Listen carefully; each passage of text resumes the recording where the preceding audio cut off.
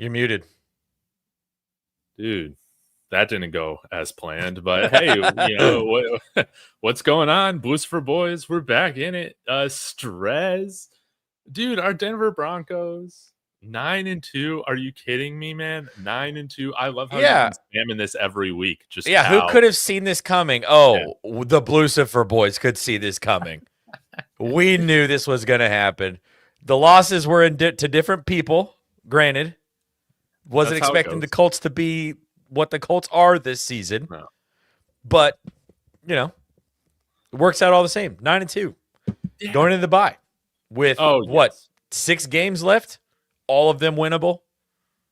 Dude, yes. And, it's hard for me to see, as long as the defense plays well, which we know they're going to, dude, it's hard for me to see us dropping any of these games with how we... Wait a second. Are you telling me 15-2? Dude, wouldn't that be insane? And we could be 16-0 or 17-0. I would crap my pants. Yeah, the 2 losses is literally just a total of 4 points. Yeah. What would people be able to even say at that point? Right? Because the whole conversation is about, the same thing with the Patriots. The whole conversation is about, our strength of schedule is so weak. Okay, well, we won 15 of the 17 games, and the 2 games we lost were by 2 points. Right. Or 4 points total. Yeah. What would they be able to say? They wouldn't be able to say anything. No, dude, they just say Bo Nix sucks. It's the same talking points we just hear. Bo Nix sucks, yada, yada, yada. That's really about it. Sean Payton's an egomaniac like none of these other head coaches are. Come on. They would find something to criticize us about. And then I would just, my answer would be okay, fine. Yeah, the Broncos 2015 Super Bowl team, their offense was worse than the offense is now. Oh, They didn't win 15 games. Oh, totally, man. Oh, well, I got to share this with you. We're on Kalshi. Guys, by the way, use the code DTB. Strez, what's your code over on your channel? Strez, I think. Dude, use the code Strez. Get yourself a $10 bonus when you start playing on Kalshi. But, dude, right before this show, I went on Kalshi and I put $25, dude, on the Super Bowl winner, Denver Broncos. I did it. They're only at 7% right now, dude. So $25 turns into $335 if they make it to the big dance and close the deal. And, dude, if we get home field, dude, it's hard for me to see us dropping a game at home, dude. We're undefeated at home. Yeah, I mean, but dating back to last season, we haven't, 11 straight home games that we've won? Yeah. That's pretty impressive. And I think, too, the last, Sunday afternoon, Tony Romo mentioned it on the broadcast, and I people that were there were talking about it, too. This is the loudest that they've heard Mile High in years. Dude. And I felt it, through the TV. I was like, the camera's shaking. I haven't seen that in years from Mile High. So shout out to all the people who are going to the games, showing up, being at the game. Because, one of my favorite things on Sundays is Andrew Mason likes to always talk about the no-shows. He always posts those numbers. He's done that for as long as I've followed him on Twitter, which has probably been, close to 5 years at this point. Always post those no-shows numbers. And every single week, they get lower and lower and lower. What were they this week? Oh, I didn't even look what they were. Were they just in the hundreds? Week. I would assume. I think the home game before the most recent one, it was 4 something. Mm-hmm. I can pull it up here. Yeah, real quick. While you're pulling that up, we got a comment here from, I'm just gonna say Rico, saying Texans and Broncos have the best defenses. That Bills D is gonna hold the Buffaloes back. Dude, I agree right now. And if you don't have a good defense, dude, this is what happens. You can get cooked by Davis Mills and this middling Texans offense. Now, I will say I'm a believer in Davis Mills, and I did pick the Texans to win this game, but this isn't how it should be going, dude. If the Bills have their stuff together, the Bills should be dominating this game, but they got a bad defense, and that can leave the door open for anybody. Especially when you throw a bad interception, 3 minutes before halftime. Right when they're talking about how the Texans have the I was like, no way that was, dude, the script leaked. I know, man. Did you find it? Did you find it yet? I'm scrolling through his game day tweets and Yeah. I'm not seeing it. Oh, well, that's okay. While you're Maybe. still scrolling, though, dude, before we get too far ahead, we got to talk about this freaking Chiefs victory that we got, man. And Strez, you're out there in Kansas City Chiefs country. Oh, yeah. I bet this week has just been amazing for you. Are all your friends saying, the Chiefs are a more talented team than the Denver Broncos? That's what I've been hearing across the YouTube universe all week. Is that how the Chiefs, man, they got the best offense in the league, and they just let the Broncos have one. That's what's crazy to me, man. They're not giving us any credit. Yeah, though I haven't really heard that much. The people that I've talked to, in the moments where I've worn something Broncos every time I've gone out of my house this week, just to go around town, just wear it. Like if it's even just like a black 5280 shirt and Broncos hat, like that's what I'll do. I'll just throw that on. And kind of the way that people say, like they approach the conversation is that defense is legit. And I'm like, I tried telling you guys. No one wanted to believe us. Mahomes has historically not played the best against the Broncos defense. And then you add the fact that this is the best the Broncos defense has looked since 2015. Obviously, it was going to look the way that it did. Mm-hmm. So, yeah. But I did have some people like straight up try to tell me that sack that Jaquan McMillan had at the end of the game was actually like a helmet-to-helmet play. I'm like, where? I've watched it from so many angles. Where? No. This is what I don't get, dude. It's like, that's just a normal hit, but you're getting up. You should be embarrassed that you didn't get rid of the ball quicker, man. You shouldn't be asking for a flag. You stared at him coming off of the edge for a good 2 seconds. And he jumped in the air. I know, that was amazing. One of the things that I always get mad about is like when pass rushers leave their feet. I'm like, don't do that. But it worked this time, so it's because he's so tiny. Yeah, honestly, he looked like a freaking it was like people I tweeted the video about it, which went mega crazy around like NFL Twitter. I never had it. I don't even get paid for my tweets, which is just unfortunate. But this one, so many people were like posting like flying squirrel memes.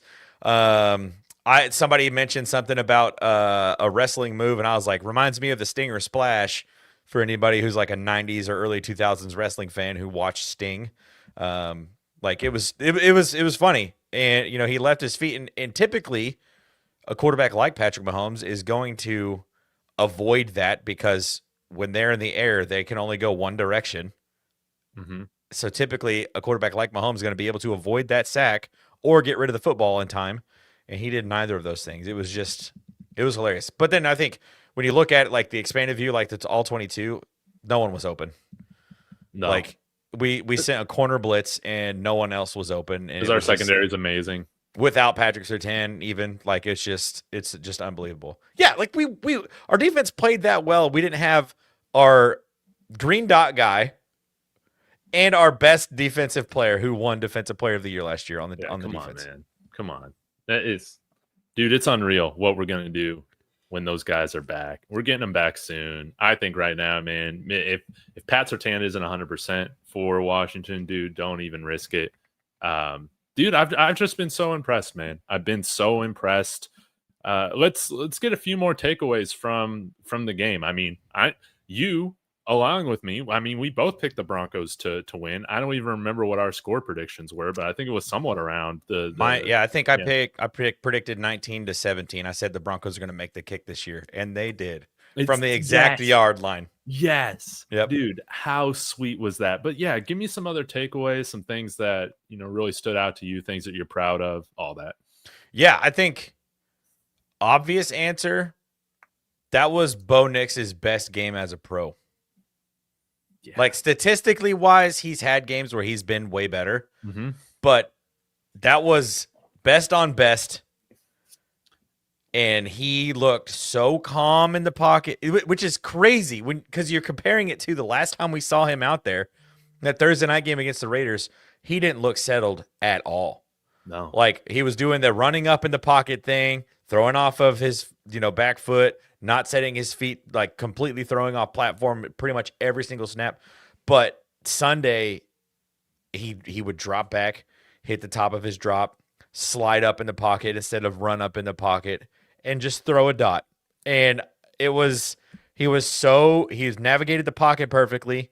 I'll be honest. His first drop back, he took a sack, and I was like, "Uh-oh, this ain't gonna be good."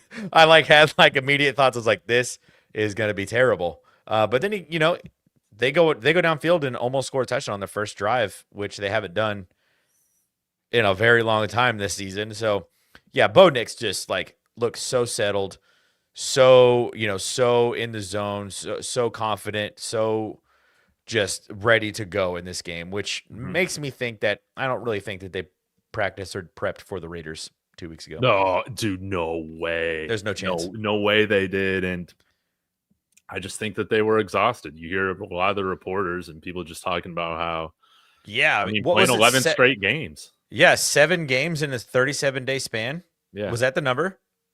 I think so. It's like the only time, Sean Payton mentioned it. He's like, this is the second time in NFL history that a team has won 7 games in a 37-day span. And I'm just like, wait, what?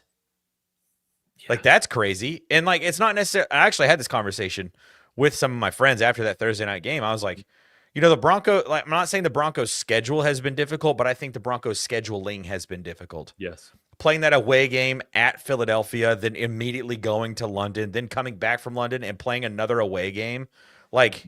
It was just the scheduling bit of everything has been really weird for the Broncos.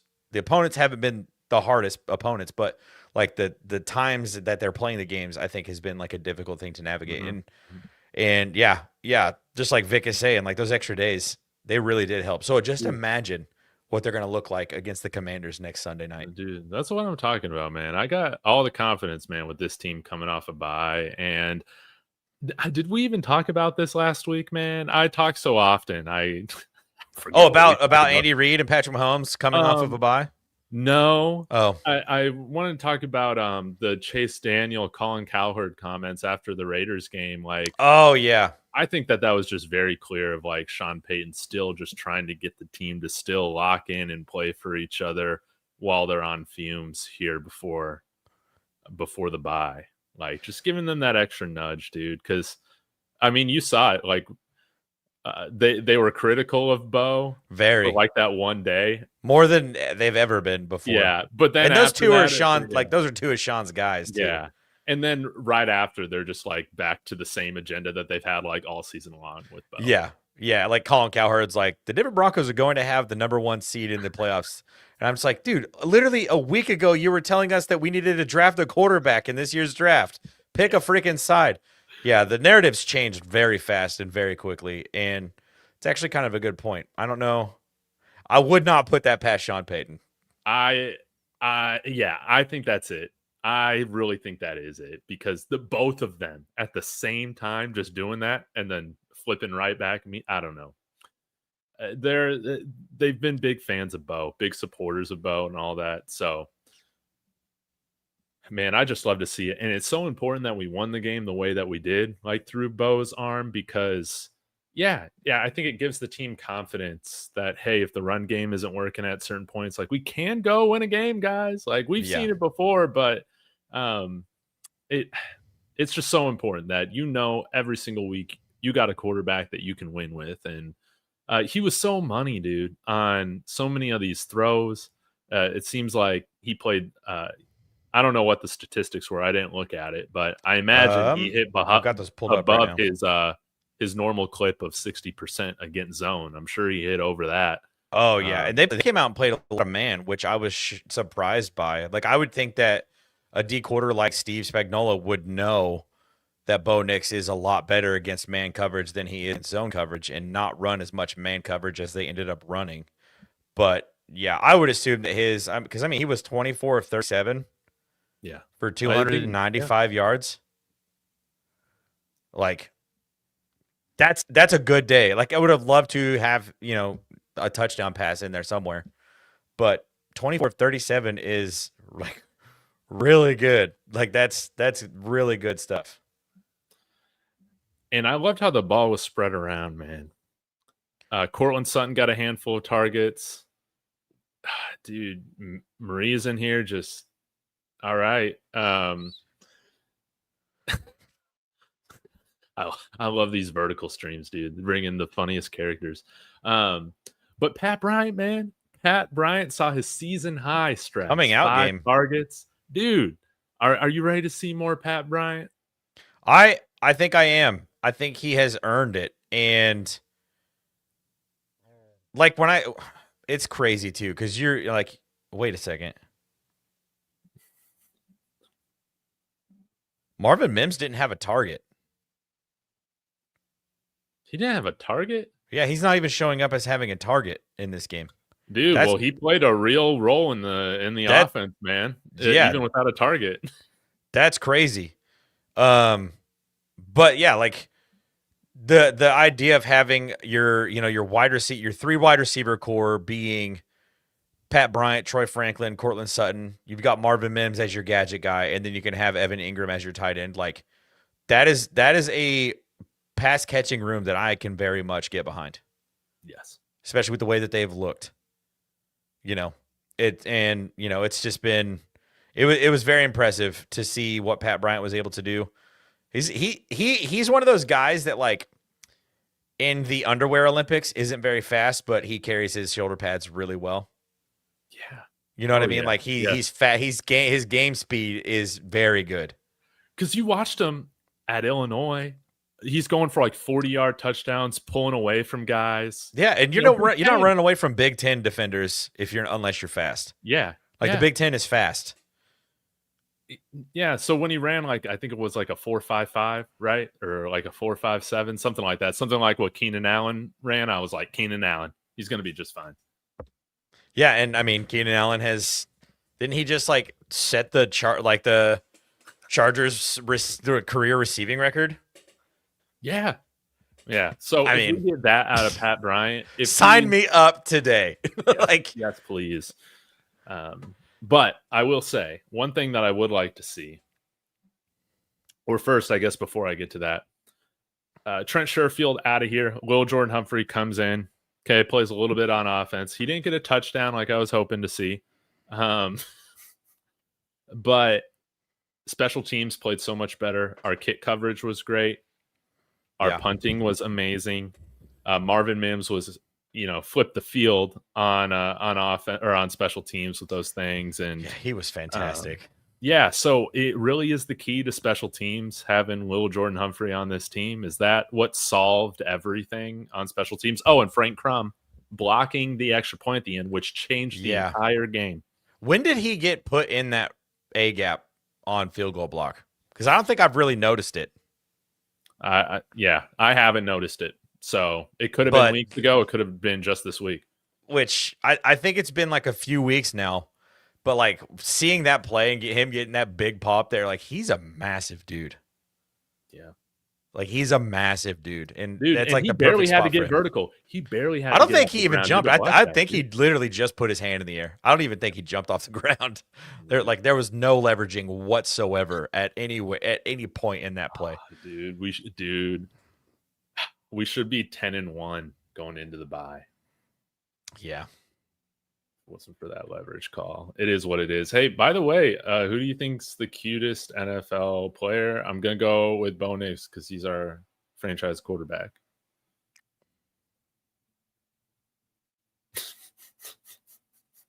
I don't know how to answer that question. Dude, I'm going with Bo Nix, baby. I mean, it's definitely not Travis. Yeah, it's definitely not Travis Kelce. Just the Broncos quarterback room in general, I think. Yeah, dude. It clears everybody. Dude, absolutely, man. Let's see. Any other things? Jahdae Barron. We talked about him last week about having a huge week on Travis Kelce. Travis Kelce still, he still got his production. Yeah. Right? That wasn't against Jahdae Barron though. Exactly. When Jahdae Barron was on him, man, he shut him down. He was clamped. He even posted about it on Twitter, upset all the Swifties. Yeah. That was wild. He actually tweeted like an hour ago. He said something about, he's like, I'm trying to be a music artist. This would help me. What's everybody mad about? I'm like, that's hilarious. Oh man, No, but he looked great, and like I think I obviously I knew it. Crank Dan, who was Enrique? That's hilarious. Like I knew what his role was going to be when they drafted him. I don't think a lot of people else out there in Broncos country did. And I like because when we got him, I was like, he's got size, he's got speed, and we don't need another cornerback because Riley Moss is really good. He's going to be the guy that's going to cover Brock Bowers, Travis Kelce, all of the tight ends that are in the AFC right now. Darnell Washington might be a different story because apparently he's 311 pounds. He said that on a podcast this last week, which like no one's going to be able to cover that guy. But yeah, he very much like has grown into that role of being like the tight end eraser. So yeah, starting to feel much better about that pick. I'm curious though, Mike. Respect my co's. Hey man, I know you've been like, man, this guy ain't starting over Jaquan McMillan right now. But hey, are you starting to warm up to what he's bringing to the team, regardless of the draft capital? You gotta love that we got a tight end stopper right now. I think, along with the Wazirike, dude, we get him back next year too because of his suspended year. Oh, that's right, dude. And he's I didn't realize that gets put like attached onto the end of that. Yeah, dude. Yeah, because he really didn't get paid at all. He didn't get paid at all. So we get another year out of him. He has been fantastic this year. And Jaquan McMillan, let's talk about him. What a game! I watched the Broncos posted like a cinematic recap today on YouTube. Oh, only you check that out. It's like 7.5 minutes. It's so good. Like Dave Logan's voice, like slow-mo like plays and stuff. It was awesome. And like just like rewatching the input or like the impact that Jaquan McMillan had on this game was awesome. It was really awesome. Dude, 5'9" corner, dude. Coming up with that big interception, jumping as high as he can to go grab it. And I mean, that's not the first time he's done that too, which is hilarious. I know, dude. He's like a Energizer bunny or something like that. Yeah, because he's always hopping, making these big plays. He's putting his nuts in Mahomes' face, sacking him. He's jumping off the ground, picking him off. Did it against famous Jameis. Thought he knocked himself out when he landed on that interception. Oh yeah, man. Yeah. His head hit the ground so hard. But I think you got to keep all these corners. We got to keep, man. And yeah, Barton can rap with Damari Mathis. Absolutely, he can do that. But yeah, we need to keep J-Mac. I think he should be cheap to keep as a restricted free agent. But this is what's nice, man. With Pat Surtain going down, remember how poor we were when Riley Moss went down last year? Imagine last year if Pat Surtain went down, where our secondary would have been at, man. Yeah. Dude, to have Chris Abrams drain along with the other guys too, like he's played really well too. Like I think like he's kind of been like an unsung hero stepping in kind of that spot. Because like teams aren't really targeting Riley Moss now that Pat Surtain's not on the field. They're kind of going Chris Abrams drains. Just only on third and long. Only on third and long. Just throw it up and they'll throw a flag because the referees are racist. That's the issue here. Yeah. No, but I think like KAD has played really, really well. And I mean, he showed flashes of it last season, like that game against the Chargers at SoFi last year. Like he intercepted Justin Herbert like first quarter when they were in their first drive, like in the end zone. And I was like, whoa, that's cool. So, I mean, yeah, I think, do the Broncos have the best DB room in the country? Like when you combine, or in the league, when you combine like safeties, nickels, and corners? Do they have to? What the Dude, these comments from the vertical stream are crazy. But yeah, we got the best secondary, no doubt about it. And that's why I feel like, dude, we're the king of the AFC. I know we lost to the Colts, but shoot. We'll beat them again. 32 points on their defense. We lost on a questionable call, whatever. Daniel Jones isn't going to do that. This defense now has that killer instinct that we were saying after like week 2, we wondered if they had, or like week 3. They will not allow Danny Dimes to carve those guys up again in the playoffs. That game would be in Denver. I don't think that people realize that Like we lost that game in Indianapolis. Yeah. And we will get the week 2 offense back eventually, London Lee. But I do wonder if, man, I'm trying to remember which player was talking about this. It might have been, I want to say it might have been Aqib Talib that was talking about it recently, saying how the offense in 2015, like it probably could have done a little bit more. But after a while, like Gary Kubiak just understood that the defense was the best in the league. And so they were kind of running the offense to just complement the defense and have the defense win these games. Yeah. I wonder if Sean Payton's doing a little bit of that right now. Take care of the football, get first downs, kick a field goal. Like that genuinely is what won us this football game on Sunday. Like we scored 1 touchdown and still put up 22 points. Yeah, dude. And it's because we were able to move the ball.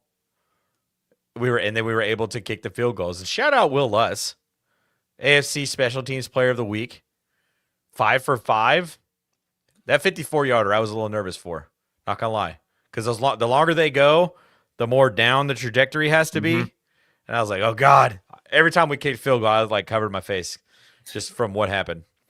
So, dude, balls of steel. Will Lutz nuts of steel. I should say that.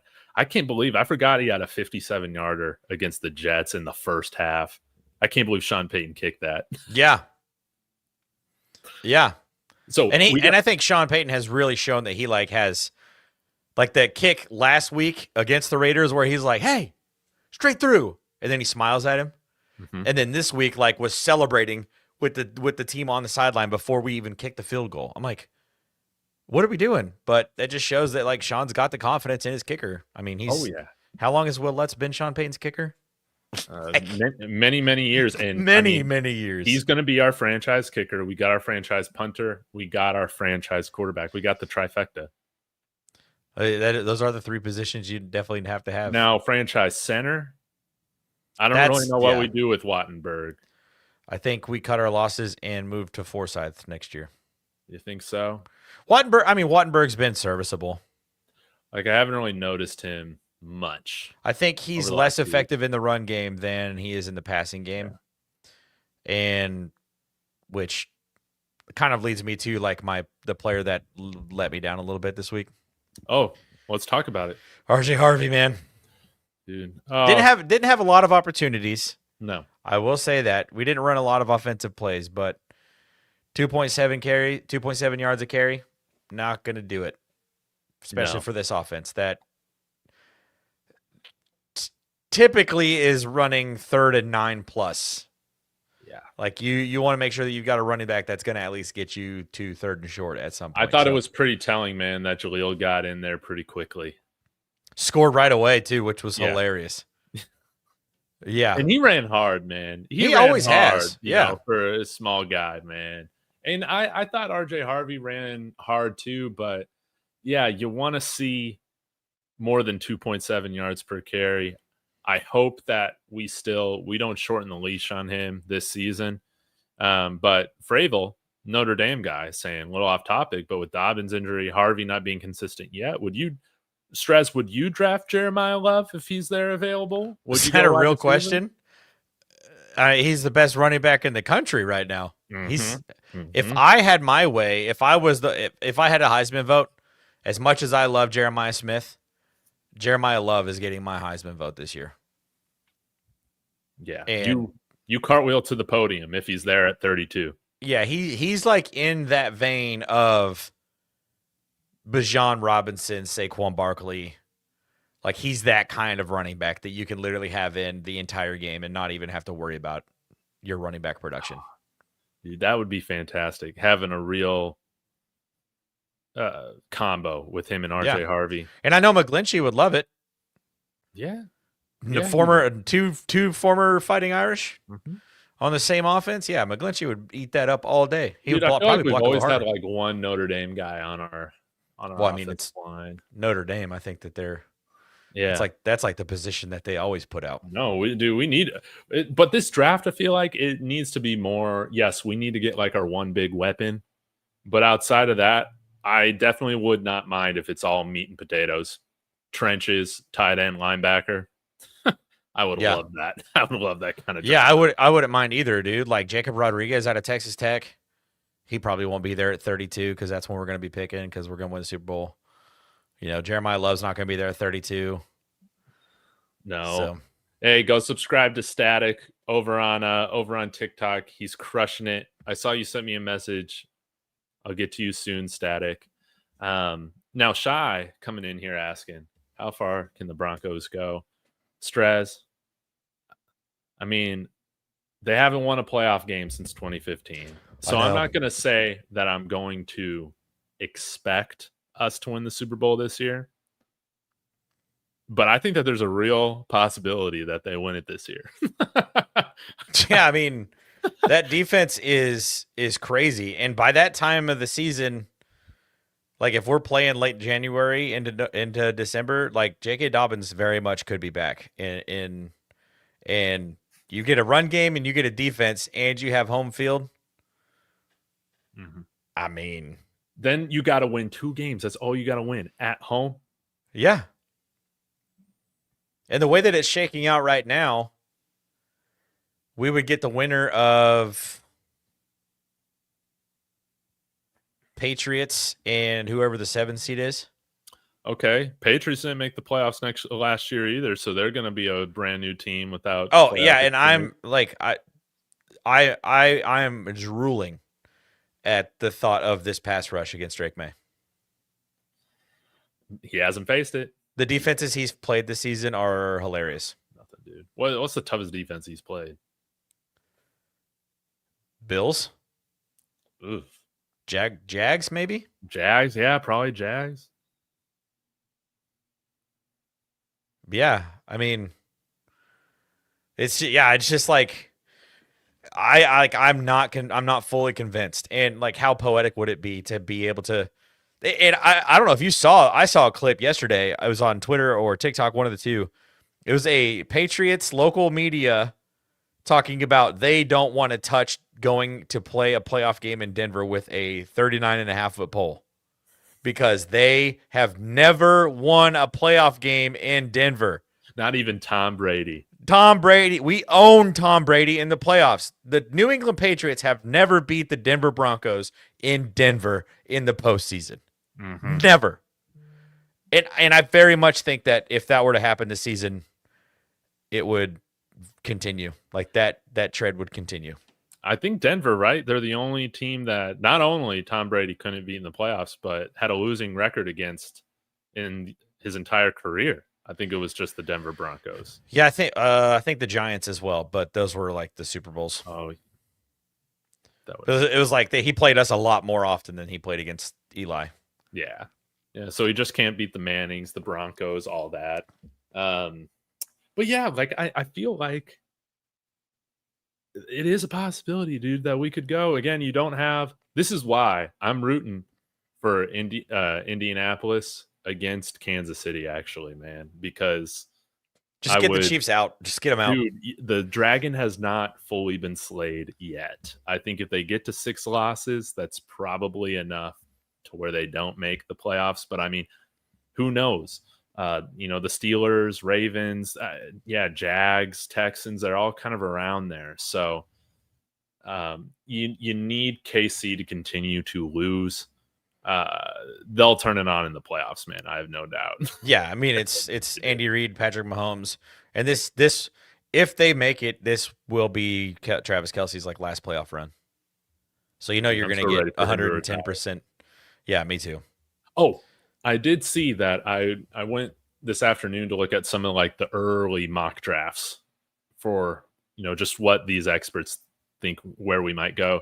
Both of them had us taking linebacker, one out of Texas, maybe one out of Ohio State. Do you guys got a Miller on Ohio State? No. What are your Ohio State linebackers right now? Arvell Reese and Sonny Styles. Okay, it wasn't Ohio State. I guess I just made it up. Maybe Miller's the Texas guy. I don't know. But they also had the Chiefs taking that tight end from Oregon, Sadiq. Oh, yeah.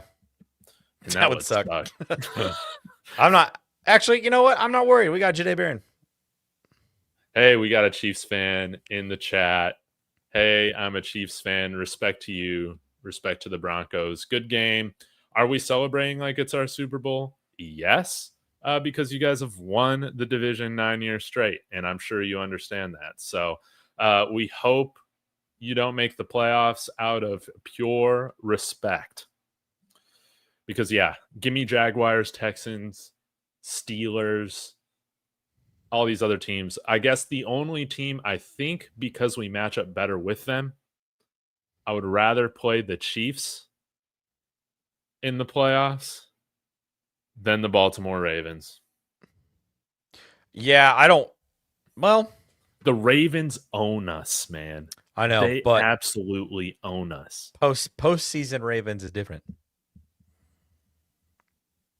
I mean, the last time we played them in the playoffs, it went disastrous for us. Yeah. I was in Alabama watching that game. Tears us up too. Yeah. And when he comes to Denver. Yeah, that's honestly like the only matchup that I don't want in the playoffs is the Bills. Dude, they're so good. Well, but I'll feel better about it if the Texans can knock them off, man. They're up 23-16 right now on the Bills. With Davis Mills. Dude, with Davis Mills. And like 3 rookie wide receivers out of Iowa State. Like, yeah. You know, it's like, it's not like, and they're without their RB1. Yeah. And they also just released a running that we should maybe take a stab at. Yes. Yeah. Yeah. Nick Chubb? No, I'm talking Dameon Pierce. Oh, duh. Like right now. Like they need to pick the phone up and call him right now. Dude, we were talking about that before we started the show, and I totally forgot to bring it up, man. Yeah, make the case right now for Dameon Pierce on the Broncos, Strez. Yeah, Dameon Pierce is a 25-year-old running back who has had a very solid young career with the Houston Texans and could very much fill that void of having a between the tackles running back while RJ Harvey is still getting accustomed to having more of a role in this Broncos offense. Facts. And I think most of the people that, at least the ones that I interact with on Twitter, are all also behind bringing in Dameon Pierce. So it seems like everybody's in favor of it for the most part. Like he's young, he's not injury prone, he gets the job. Like he's really great between the tackles. Like he's a sturdy body. Like he could very much like kind of play that, backup J.K. Dobbins while we're waiting for J.K. Dobbins to come back. And who knows? Like maybe at the end of the year. We talked about this a couple weeks ago. Like, we were all in on it, giving J.K. Dobbins an extension. I'm not so much there anymore. After him getting hurt, week 10, like Dude. That kind of, which really does suck. Liz Frank, is that what it was? Or foot sprain? It was the same thing that Bucky Irving had. Okay, which is pretty bad. Bring him back at a $2 million, slightly above vet minimum. Yeah, I mean, we could do like a vet minimum type thing, but I think like if we were to bring Dameon Pierce in and he were to go off the second half of the season and rush for like 500 yards the last 6 games, like that's extension worthy. Like we should keep him in the building, and we don't have to worry about running back because we have RJ Harvey and another 25-year-old running. We 2 25-year-old running backs. Yeah. Yes.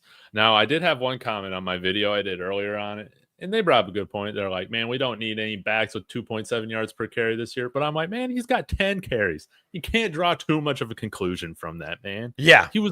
He's only a few years removed from almost rushing for 1,000 yards and did average in a reserve role last year, like over 7 yards a carry.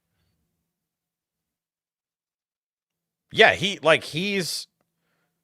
is a better running back than the last like 4 years of running backs that the Broncos have had.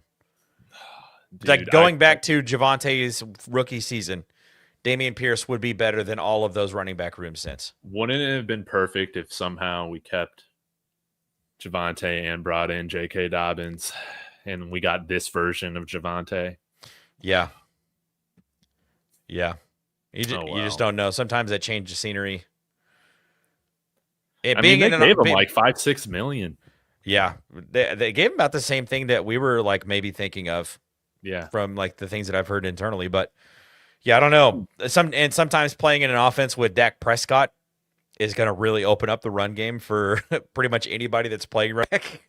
So like it is kind of like, I don't know if we would have got that same version of Javonte, but because I mean, Dak Prescott is unbelievable. Like he's playing crazy good this season. Dude, if he played for pretty much any other franchise that's not the Cowboys, dude, all those fans would support him so much more. But, dude, yeah, I know.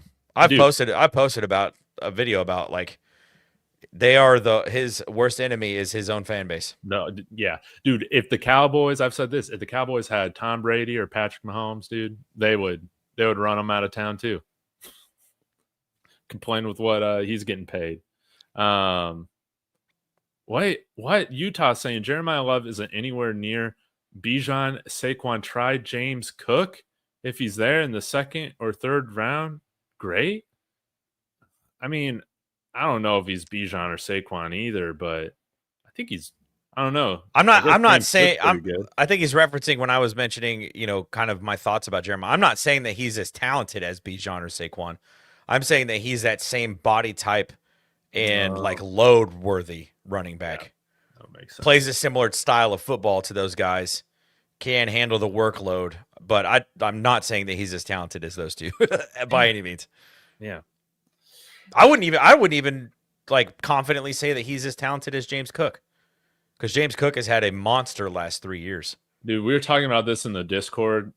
I was never that big on James Cook. Like with him coming out, Kodiak wasn't either. And then after his rookie year, I'm like, dude, totally validated. And then it just shows you just need the right coach there to utilize. You need the right coach, the right offense, the right personnel group. Like there's a lot that goes into it. And that's like everybody wants to talk about. I actually had like I do student ministry at my church, and we had like our Friendsgiving thing on Monday night where we ate a giant like Thanksgiving meal that was catered by Cracker Barrel. By the way, their catering is fantastic. And we were sitting across. I was sitting across from one of my. He's a junior, I think, and he looks at me. He's like, "Man," because I had my God Bless Bo Nix shirt on, my throwback Broncos hat on. I was like so in everybody's face. He goes, "You guys are so lucky." He's like, "If you guys didn't have Sean Payton," and I was like, "If the Chiefs didn't have Andy Reid, they would suck." Like what? Like I've never heard this conversation before about like lucky for having the coach. I was like, we traded a pick to go get him. What do you mean? And they're like, yeah, Bo Nix wouldn't be good if he was in any other offense. And I was like, well, luckily he's not in any other offense and he's in this offense. Yeah, yeah. Like that's the whole point of why teams get specific quarterbacks. Dude, let's talk about Cam Ward right now. That's a great example of Cam Ward has all the talent in the world to play quarterback. And Tennessee is not it.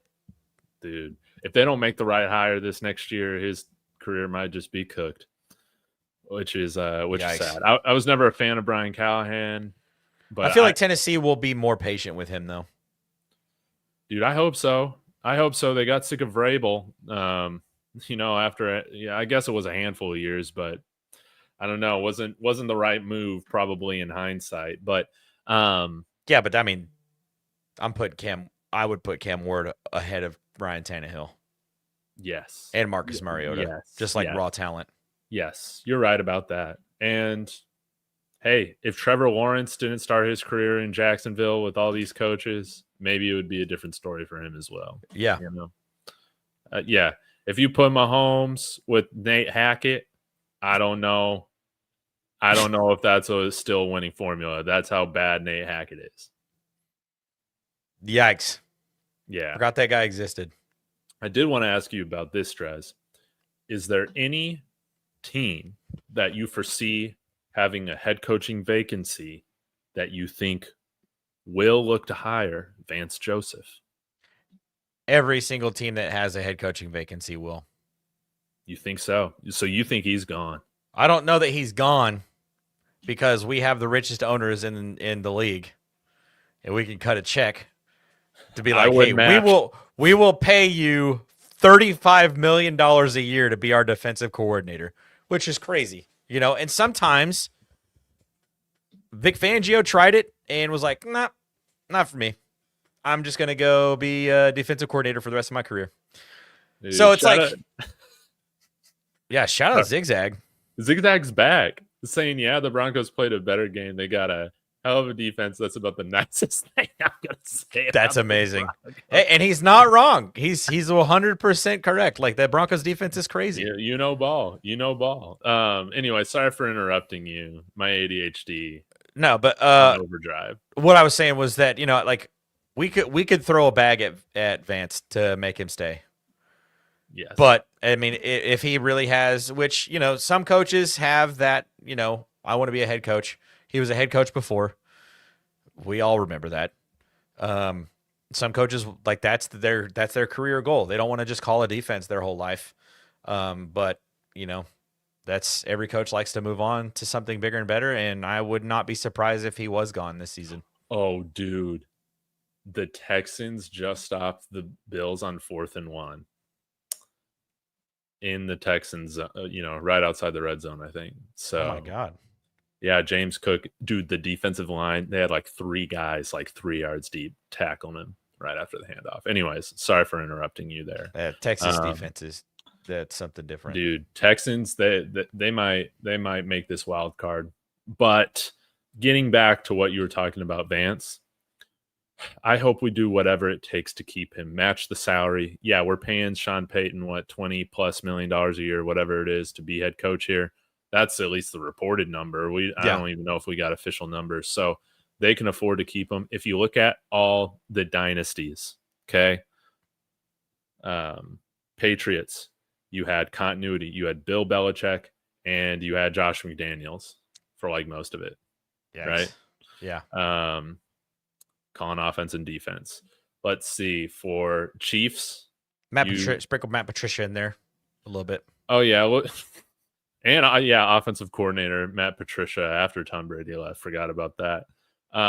Then you also have with the Chiefs, Steve Spagnuolo with Andy Reid. It's hard for me to see, dude, with the Chiefs winning 3 Super Bowls in 5 years or whatever it's been without Spags calling their defense. Yeah, they're probably not, because I mean, like, we remember like how bad their defense was compared to how good their offense was in that 2019 season when they lost to the Patriots in the AFC Championship game. Mm-hmm. Like, and then the defense just like completely shifted after that. Like, it slowly became more and more what we are accustomed to with the Chiefs defense today. Yeah. So, yeah, I anticipate him. I mean, he's going to get invited to interview for every single one of those jobs. There's like, it would be insane if he wasn't, and it's all, it will have nothing to do with the Rooney Rule. It will be all because he has been calling the best pass rush in the NFL for 2 straight years. Dude, they're going to break the NFL record this year. They're on pace for 74 sacks. And what's the record? 78? No, I think it's 68. Oh, that's right. Yeah, because it's not in the 70s. 3 last year. Something like that. Dude, we're going to obliterate it. Yeah. That's insane.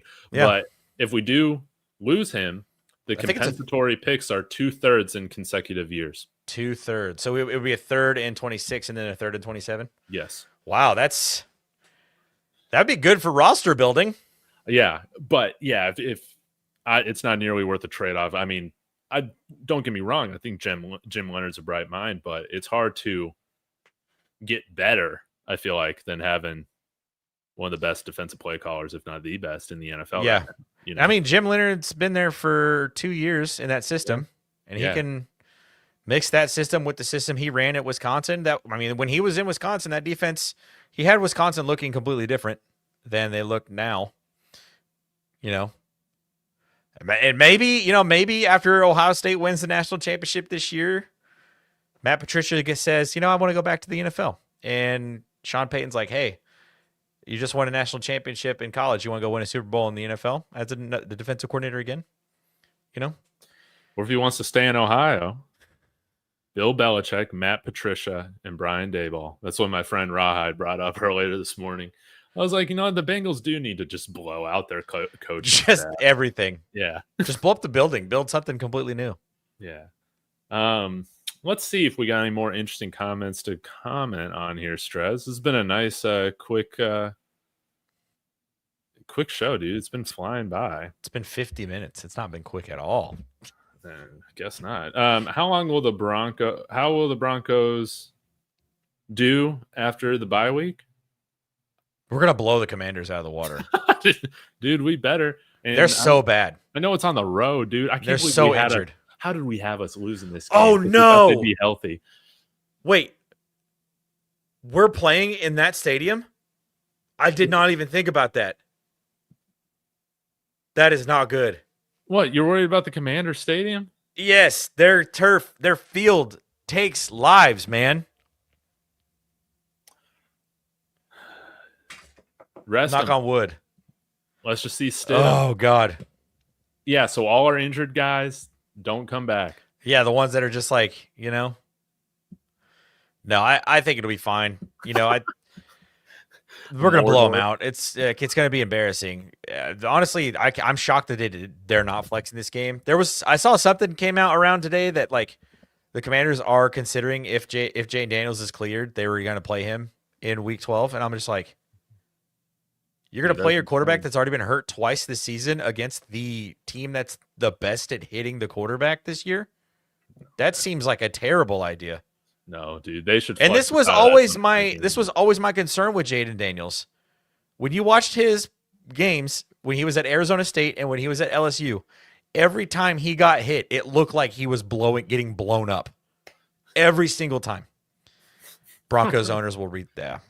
Yeah, returf the Commanders field. That would be great. We could afford it. They could. Dan, what's the guy's name now? Dan Snyder. Dude, no, they got rid of Dan Snyder. It's some other. Oh, that's right. The new guy. That was their old owner. But he's super rich too. He can do it. He's hella rich. Yeah, he's lazy if he's not doing it. He's just lazy. So, Sheba asking, do you extend Sternad?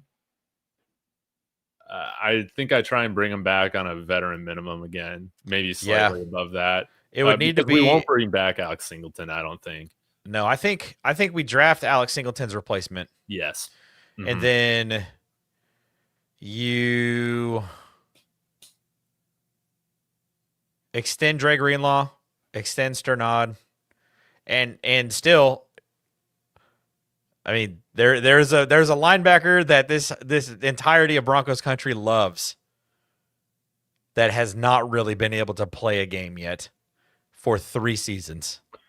Are we talking about him? He's still alive? Drew Sanders? Drew Sanders exists still.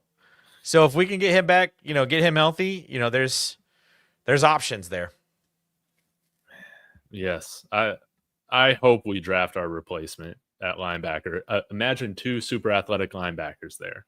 And then we have somebody like Justin Sternad to fill in as a, nice fill in case somebody gets hurt. This is the town I'm not the kind of guy that wants to talk about draft until April. But yeah, you are. I hate draft season. It's the freaking worst. You're gonna love it this year when we're talking about all these Ohio State. Oh, that's fair. All the Ohio State defensive players. Yeah. This is a deep inside linebacker class. If that's the word, thank God. Yeah, there are some really, really talented inside linebacker cores that are graduating this season or are in their 3rd year this season and would be able to go pro. So there's a chance. Dude, I love this. I was waiting for a comment like this. Worst 9-2 team in the league. You've beat teams with backup quarterbacks or teams that have been filled with injuries. Can I answer this one? Because I know exactly who this is. What? Jackson, I'm going to text you when we get off here, and I'm going to send you the exact same meme that I sent you Monday night. One of the quarterbacks that we just beat is your favorite quarterback, Jackson. Patrick Mahomes. Is he a backup? Were the Chiefs a team that was filled with injuries, or did they get all of their players back? Answer me that. Wait, he's just trolling. Jackson Mahomes. Are you friends No. with Jackson Mahomes? No, this is a different Jackson. Lame. JD. I'm gonna call him Jackson Mahomes, man. But yeah, man, the Chiefs coat, it's been great. I've been shocked to see some of these fans say, get rid of Andy Reid. He's past his prime.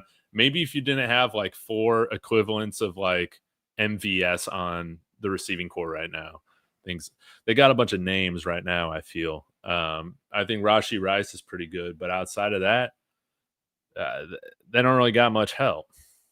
Yeah, I mean, Rashee Rice is so dope.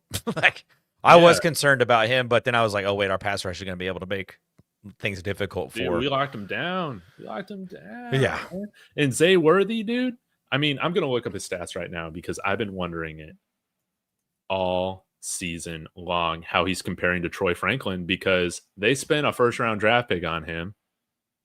He had 3 catches for 25 yards against us. Dude, he has 27 catches for only 281 yards, dude. Troy Franklin is better than Xavier Worthy. He missed 2 games, too. Oh, he missed 2 games? No, Marvin Mims. I think Xavier Worthy I'm missed talking about missed Troy. I'm talking about Troy. Oh, okay. I thought you were talking about Marvin Mims. Dude, Troy has over 500 yards on 46 receptions, dude. That's crazy. Yeah, I think Hollywood Brown is definitely like their wide receiver too. Yeah, that ain't good, dude. That ain't good. Especially for a guy that's as fast as he is. And I'll continue to harp on it. I don't know where all this analysis came from with Chiefs people about how this was the most talented offense Patrick Mahomes has ever had coming into a season. I think he might have had some names, but or maybe they got good athletes, but none of those guys are great receivers. Those running backs, Kareem Hunt, he's just kind of another guy at this point, you know. Travis Kelce's still great. He's old. Yeah, but I mean, he was the only reason they were in this game. Yeah, I mean, but you're gonna get like 67% of the plays are gonna be a decent from Travis Kelce. Dude, Utah 801 G07 coming in here with some truth. Draft Landon Barton, who I think is Cody Barton's little brother. Dude, is he really? He plays inside linebacker at Utah, and this year he started playing tight end as well. So plays both ways. He can be our Travis Hunter at linebacker. 6'5", 236. His stats aren't very good. Dude, who cares? It's Utah. They just run the ball right now because they're on their backup quarterback. They're a top 12 team. What are you talking about? well, they're not like throwing it all over the place, man. You know, like, no, I'm talking about like his defensive stats. Oh, but I guess if he's playing both ways, then I guess I should take that into account. Dude, that'd be cool. Have the Barton brothers, man. That'd be super cool. That's a big dude. 6'5", 236. Yeah. Yeah. Oh yeah. No, we're not extending Bo anytime. No, we're not going to extend a rookie quarterback, rookie contract. And we better not extend him a year early because unless he shows us something in years 3 and 4, then I'm totally okay extending him before that 5th-year option. Okay. But if he looks the way he's looked this season in year 4, take the 5th-year option, make him play for it. And if he goes for 4,500 yards, 40 touchdowns, then you extend him for like 2 or 3 years. Our conversations about Bo is way different if he's in his 6th year in the NFL commanding a top 10 salary at the position than right now, you know. We still need to see him do better, but we got plenty of time to figure that out. Yeah. I think he's right on schedule, if not ahead of schedule. Somebody in Broncos country posted like a comparison of his stats from his rookie season after 11 games to this year after 11 games. No regression. Step forward, in my opinion. Mm-hmm. Yeah.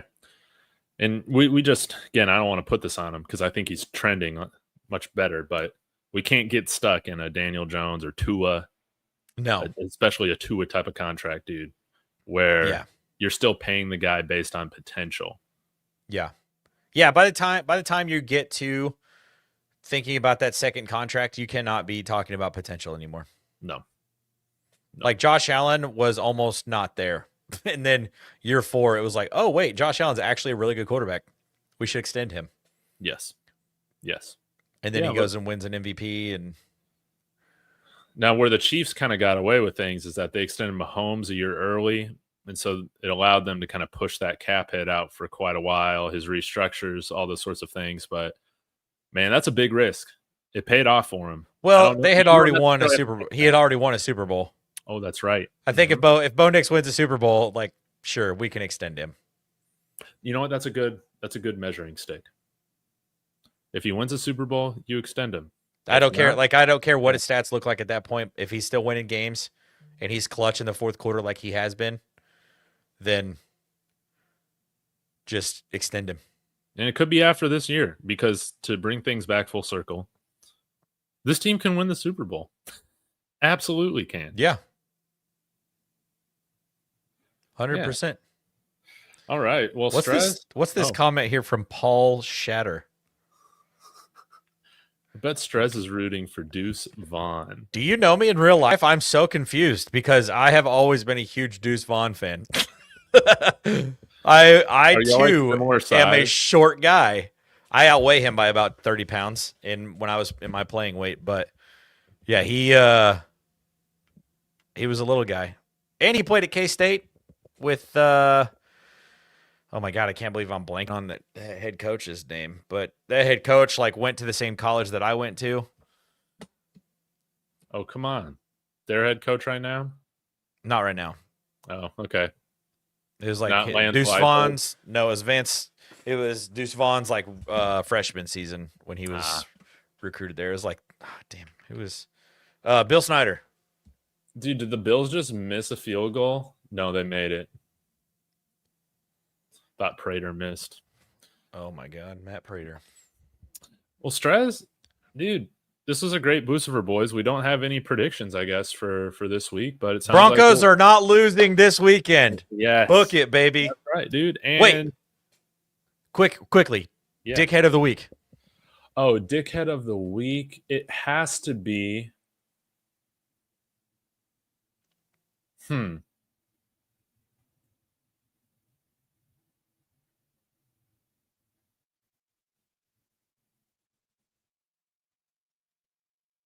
I guess I'll go with Jahdae Barron. No, not Jahdae Barron. Jaquan McMillan.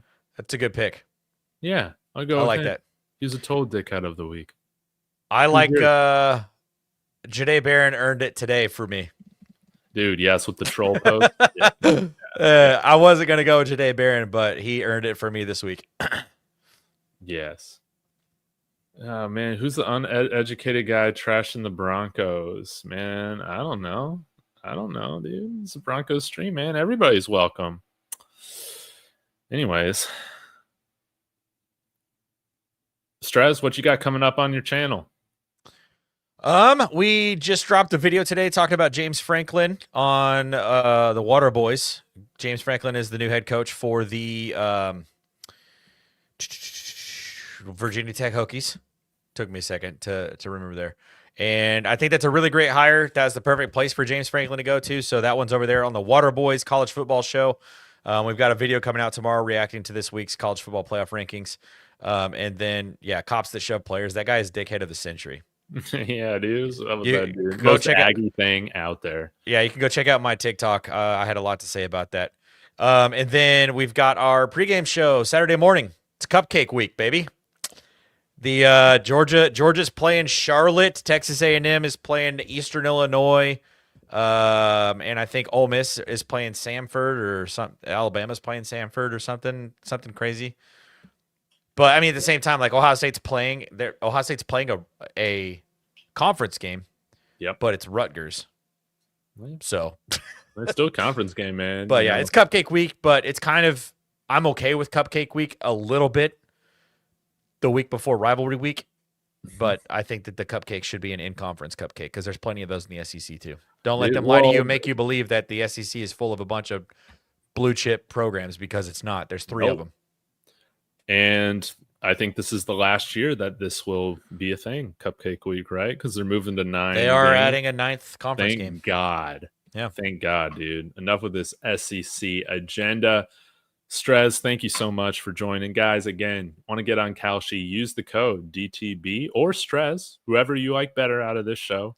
Help us get rich, and you get rich at the same time with a $10 bonus. That's what I'm talking about. So get on over to Kalshi, put some money on the Broncos to win the Super Bowl like I did tonight.